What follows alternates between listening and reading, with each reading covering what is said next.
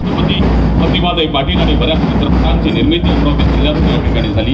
अमरावती जिल्हा सन्माननीय मान्यवरांना या ठिकाणी मानवंदन करतोय।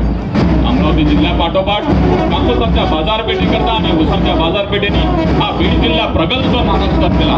बीड जिल्ह्याच्या वतीनं या बीड जिल्ह्यातून आलेल्या सर्व आमच्या दिव्यांग ॲथलीट्सच्या वतीनं सन्माननीय मान्यवरांना पाहुण्यांना मानवण्यात येतोय।